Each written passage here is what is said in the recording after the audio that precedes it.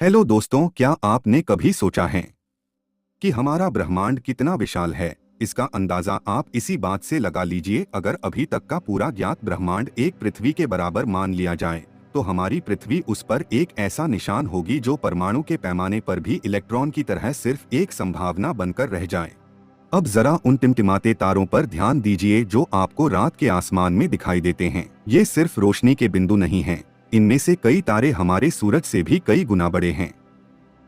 सूरज के अंदर करीब 13 लाख पृथ्वियां समा सकती हैं। यानी जिस सूरज के सामने हमारी पृथ्वी कुछ भी नहीं, वह सूरज भी इस ब्रह्मांड का सबसे बड़ा तारा नहीं है। अब खुद सोचिए, ऐसे अरबों तारों, सैकड़ों अरब आकाशगंगाओं और असीम ऊर्जा से भरे ब्रह्मांड में हमारी पृथ्वी की हैसियत आखिर क्या होगी? हम जिस सर्पिल आकाशगंगा में रहते हैं उसे मिल्की वे कहा जाता है। इस एक आकाशगंगा में ही करीब 100 अरब तारे मौजूद हैं और हमारा सूरज उन अरबों तारों में से सिर्फ एक साधारण सा तारा है। वैज्ञानिकों के अनुसार पूरे ज्ञात ब्रह्मांड में सैकड़ों अरब आकाशगंगाएं मौजूद हैं और हर आकाशगंगा में करोड़ों से लेकर अरबों तारे होते हैं। इतना ही नहीं, आज की आधुनिक विज्ञान भी मानती है कि ब्रह्मांड का लगभग 95% हिस्सा डार्क मैटर और डार्क एनर्जी से बना है, जिसकी असली प्रकृति हम अब तक पूरी तरह नहीं समझ पाए हैं। इतना विशाल होने के बावजूद ब्रह्मांड का ज्यादातर हिस्सा आज भी हमारे लिए एक रहस्य है। हम देख पाते हैं, नाप पाते हैं, लेकिन समझ अब भी अधूरी है। जब एक ही आकाशगंगा में अरबों तारे मौजूद हों और ऐसे सैकड़ों अरब आकाशगंगाएं पूरे ज्ञात ब्रह्मांड में फैली हो, तो यह सवाल अपने आप उठता है, क्या यह ब्रह्मांड सिर्फ हमारे लिए बना हो सकता है? इतना विशाल ब्रह्मांड जितना शांत हमें दिखाई देता है, असल में उतना ही बेरहम है। यहाँ कोई सुरक्षा कवच नहीं, कोई चेतावनी प्रणाली नहीं। तारे बिना पूछे जन्म लेते हैं और बिना बताए पूरी आकाशगंगाएं मिट जाती हैं। सुपरनोवा विस्फोट इतने शक्तिशाली होते हैं कि उनकी ऊर्जा हजारों प्रकाश वर्ष दूर तक जीवन की संभावना मिटा सकती है। ब्लैक होल्स कुछ कहते नहीं, बस सब कुछ खींच लेते हैं, यहाँ तक कि रोशनी भी।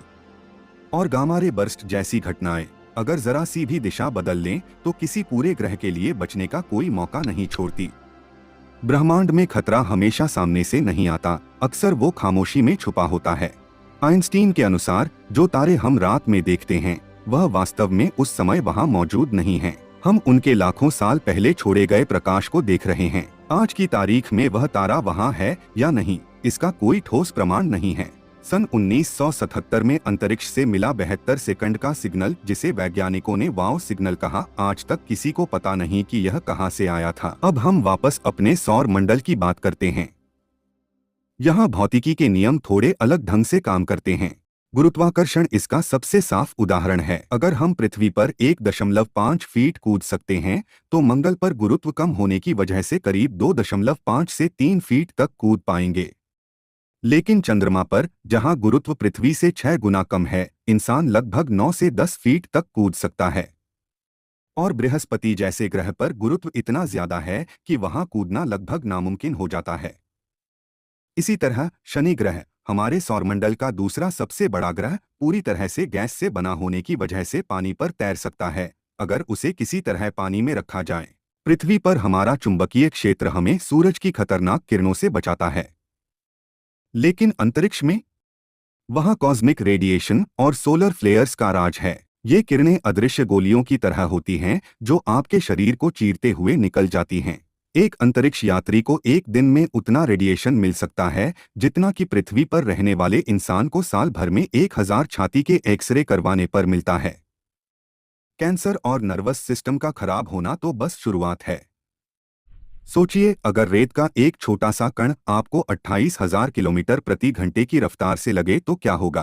अंतरिक्ष में छोटे छोटे पत्थर के टुकड़े और इंसानों द्वारा छोड़ा गया कचरा, स्पेस जंक, इसी रफ्तार से घूम रहे हैं। एक छोटा सा पेंट का टुकड़ा भी एक स्पेस स्टेशन की खिड़की को तोड़ सकता है। यह अंदाजा लगाना नामुमकिन है कि कब और कहां से ये चीजें आकर आपको खत्म कर देंगी। खतरा सिर्फ शारीरिक नहीं है, मानसिक भी है। अंतरिक्ष में कोई दिशा नहीं होती, कोई ऊपर नीचे नहीं होता।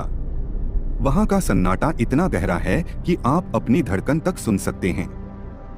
अगर आपका संपर्क टूट जाए और आप अंतरिक्ष में भटक जाएं, तो कोई आवाज आपको नहीं सुनाई देगी। आप बस उस अनंत अंधेरे में तैरते रहेंगे तब तक जब तक आपकी ऑक्सीजन खत्म न हो जाए। यह अकेलेपन की सबसे भयानक कल्पना है।